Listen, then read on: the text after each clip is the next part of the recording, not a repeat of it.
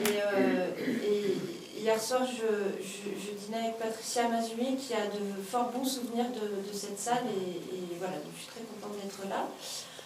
Stalingrad Lovers est une équipée au long cours, hein, dans le, on va dire, tant dans l'écriture que après dans la façon dont on a travaillé avec des comédiens qu'on dit non professionnels, qui avaient tous expérience de la drogue.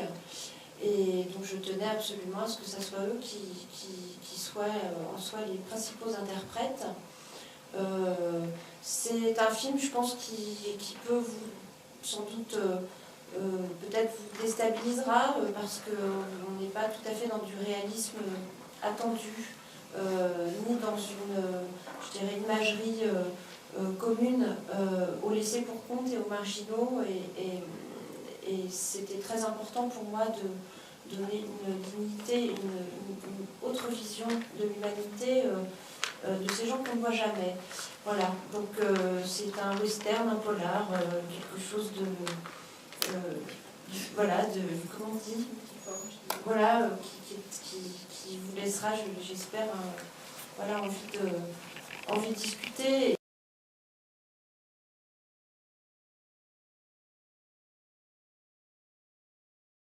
En fait, au début, j'avais été interpellée par un fait divers, hein, qui était un usager de drogue qui était mort à la gare de Lyon de froid, et dans le même temps il y avait eu à Saint-Denis l'évacuation d'un grand squat énorme qui est un véritable mouroir, qui est un lieu de non-droit, dans lequel même Médecins du Monde n'arrivait pas à pénétrer.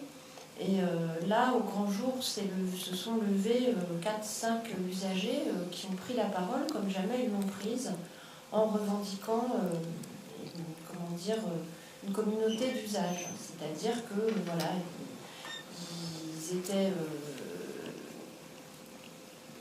revendiquaient un peu une reconnaissance de leurs conditions.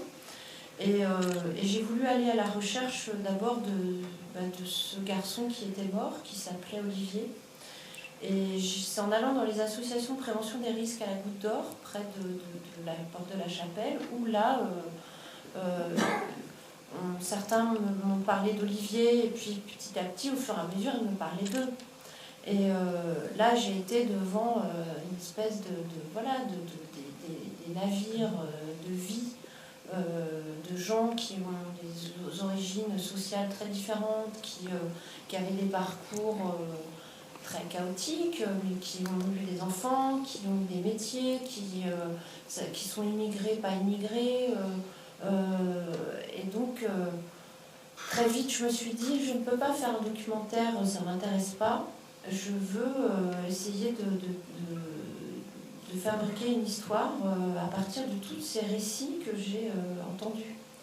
Et au fur et à mesure, j'ai passé beaucoup de temps avec eux. Il y avait au début, ils se demandaient bien pourquoi je ne sortais jamais d'appareil photo, pourquoi je ne filmais pas, pourquoi je revenais tous les mois au même rendez-vous, toutes les semaines, en étant avec eux. Et c'était beaucoup de méfiance, hein, au début, évidemment.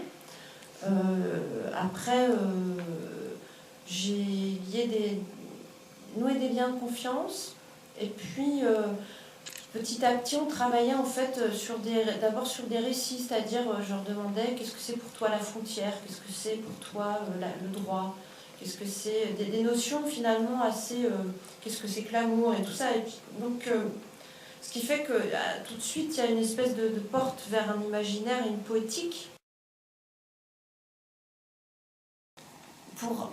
Pour régler justice aux humains, il faut être hors la loi. Il y a un endroit peut-être où ça peut passer par devenir hors la loi. Et pour revenir à une espèce d'humanité. Et donc ça s'est construit petit à petit. Mais c'est vrai que par exemple, pour les personnages, Isaïe, qui est joué par Jean-Patrick, il a laissé des enfants derrière lui, qu'il a retrouvés quelques années après. Mélissa, elle a réellement 3 enfants. Et sa mère était toxicomane. Le monologue qu'elle fait sur sa mère, quand elle dit ma mère, l'odeur du gazon coupé, etc., elle me l'a on a très peu réécrit. Après, on l'a condensé. Mais un jour, on a discuté ensemble et elle s'est mise à me raconter ça. Et c'est drôle, quoi, parce que... voilà, et puis il y a des choses qui sont pas du tout... qui sont purement de la fiction. Mais ça leur permettait aussi d'être les narrateurs talentueux de leur histoire d'une autre façon. Et de prendre de la distance avec leur histoire qui n'est pas tout à fait... Il y a le masque de la fiction, donc ils sont protégés.